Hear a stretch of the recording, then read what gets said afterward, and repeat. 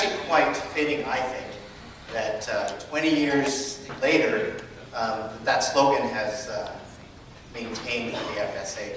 Because really, as alumni, this is an opportunity for us to actually see how we've become roots for the current FSA, and how we can still contribute to what the FSA is today.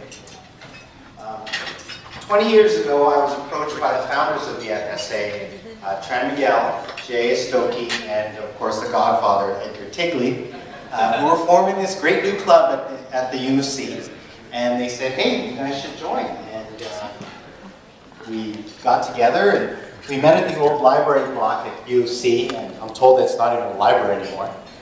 And back then, we didn't have cell phones, we didn't have email, we just sat around the table or sometimes went to the food court, much less, using instant messaging or using our smartphones to talk to one another. So it was a little bit smaller scale than what you guys have today, but that's a good thing that it's grown that much.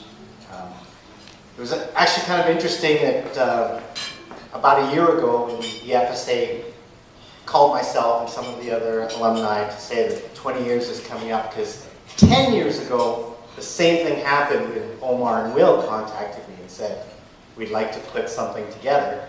So it seems like every 10 years they dust me off and see if I'm interested in doing something.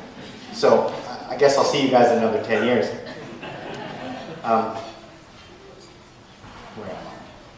So 20 years ago, the group that got together, we were young and idealistic, and we shared a common curiosity about our Filipino heritage. I can get into the notion of a lack of national identity for Filipinos, or how the Canadian cultural mosaic or immigration policies have created a unique cultural experience for us as Canadians of Filipino heritage. And in fact, I have a degree in that kind of stuff. But I'm not going to get into that tonight. But what I do know is that same shared curiosity that we had as youth is what actually brought us together. I still believe that's what brings the FSA students together now. It gives us a sense of place, and I think that's what led to the formation of the FSA and also leads to its continued growth. As a member of the FSA, I learned to be a leader. I learned to dance Filipino dances. I learned to speak a little bit of Tagalog. But I also learned to drink. I learned to play Tetris. I learned how to play cards. And I learned the various uses of plum sauce. The guys in the corner over there know what I'm talking about. But it also brings me pride to look back and see, what's happened with Cultural Night over the last 20 years. And it brings me a smile to think that San Miguel Night was celebrated for years and years and years. Because frankly, I don't remember the first couple. I'm also greatly impressed by the many other accomplishments of the FSA in the last 20 years. They've had art exhibits, dragon boat races, they've won student union awards, they've attended national conferences. Our members have made a real contribution, all at the same time waving the FSA banner, making all of the alumni proud. I believe that the FSA, for many of the people in this room, is our legacy. It's the fraternity or the sorority that we all were a member of when we were at the U of C. There are people that I honestly only know because they were in the FSA. Even if it was 10 years after me, 5 years after me, even 15 years, well now 20 years after me. It kind of was a little bit shocking when I went to the first meeting and I met some of the current exec, and literally I was old enough to be their dad. Fortunately, that's not true. But I also hope that, as a father, that the FSA will still be around when my kids go to school. One of the interesting things of going to U of C is it's a university in a big city that has mostly local students, and there's not really a need to get integrated into the university. At least that's from my experience. So there's people that I took my poli-sci degree with I don't necessarily know or think of as friends. But the FSA gives you the opportunity to build real bonds and to make real friends. And hopefully that you can carry those on in your future years. Many of us alums have moved on to other cities. We started our careers. We started our families, and some of us have grown some great facial hair, like Aldo. We don't necessarily see each other that often, but we still have a connection with one another, and that's something that I personally, and I've heard from some of the other alums, is something that's very important.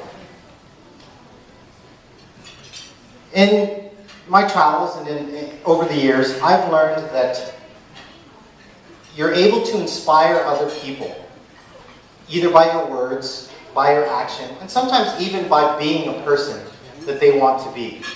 But I think the best way to inspire other people is to actually impact their lives. And as alums, we can either look at this as a burden or a responsibility. But I'd like to invite all of the alumni here and all of the alumni that you speak to actually look at this as an opportunity.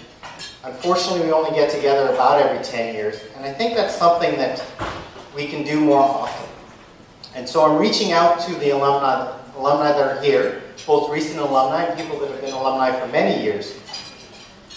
People like Will and Omar have been working very hard to try and maintain the idea of the alumni of the Filipino Students Association. And I think it's time, and we've had a couple of false starts at this, but I think it's time that we actually took some real steps of putting together an alumni association. And I actually have some paperwork here with me. If any alumni would be interested in signing up, we have an idea of actually forming a nonprofit association and hopefully then creating it into a charity which would allow it to give tax receipts so that any contributions that alumni make can be used to build an actual fund that would help promote the actual activities of the FSA, not only currently but in the future years. And the UFC actually has a very strong bursary fund. It takes very little money to build a fund in perpetuity. So I think as alumni that's a real opportunity for us to get involved in, and I would encourage people to think about that, and I'm sure Will call you in the next few days to follow up. And if you want to talk to me tonight, we can sign you up. So, great. I'm sure you can all see that this lovely room can be expanded and it can easily accommodate over 300 people. And I think there's a real opportunity, not 10 years from now, not 5 years from now, but every year we should have a dinner like this for all of the alumni, and we should be able to fill it, and we should be able to fill it easily. So that's another thing that I would like to try and work on together. So, oh, one more thing, I forgot my glasses.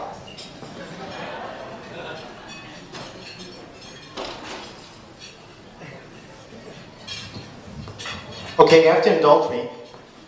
This is from my life as a wedding MC. Okay, so everybody that is currently in the FSA, if you could stand up and raise your glasses.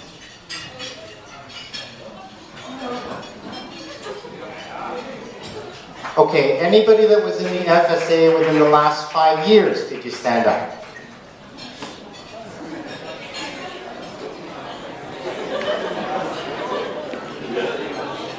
Okay, anybody that was in the FSA in the last 10 years?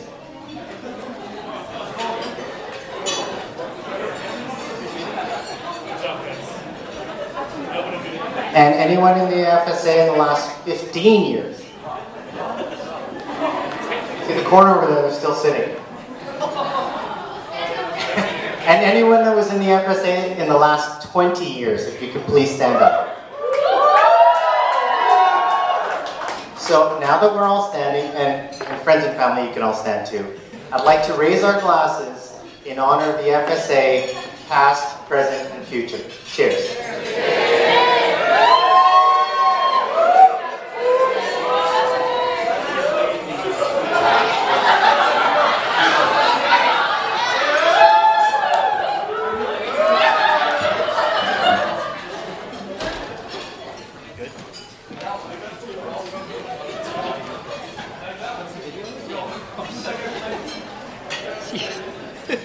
Is sound set up on this yet? Oh, it's no time for this? Yeah. Yeah, I'll just...